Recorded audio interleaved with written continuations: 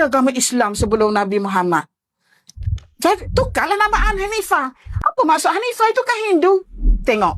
Dia cuba merosakkan pahaman. Saya tak apalah orang lain.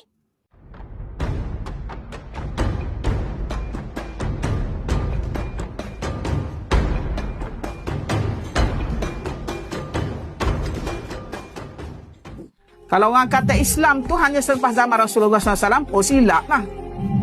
Islam zaman Rasulullah itu penyudah dah. Akhir dia nak sempurnakan. Dia punya, kalau kereta ke, Mak Ina, kalau kereta ni, dia nak tambah metalik, kereta, nak tambah ring sport. Itu zaman Rasulullah. Dah lekat, dia nak pelekatkan, nak jadi cantik. Tapi bila enjinnya dibuat, tu zaman Nabi-Nabi tu. Zaman Nabi Ibrahim, Nabi Adam AS baru rangka. Oh, nama dia kereta, rangka. Dah ada dah. Dia punya tu mesti ada 4 tayar. Kemudian daripada zaman Nabi Idris, Nuh dah ada dah. Idris kan mula-mula pada tulis dah, pensel semua. Jahit baju zaman Nabi Idris. Kemudian Nabi Nuh dah berjuang dah apa semua. Oh, pembinaan kapal dan sebagainya. Itu diibaratkan sebuah kereta. Dia lengkap, makin memenuhi dah sebuah kereta itu. Kemudian zaman Nabi-Nabi pula, itulah enjinnya. Nabi Ibrahim bermula dengan enjin. Dengan melahirkan zuriat-zuriat yang ramai. Itu.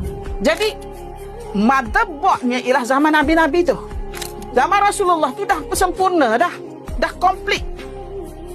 Jadi orang kata, oh, nampak dekat situ zaman Rasulullah. Bila lahir 571 dan wafat 632. Oh, lepas 632 tu baru Islam muncul. Oh, tak. Oh tidak. Itu salah tu. Sebab tu bila kita cerita pasal Islam, saya cerita pasal alam Nabi-Nabi semua. Kita cerita zaman Nabi datang semua, kita kata orang Melayu adalah agama Hanifah. Tak percaya. Mana ada agama Islam sebelum Nabi Muhammad? Jadi tukarlah nama Hanifah. Oh, maksud Hanifah itu kan Hindu. Tengok.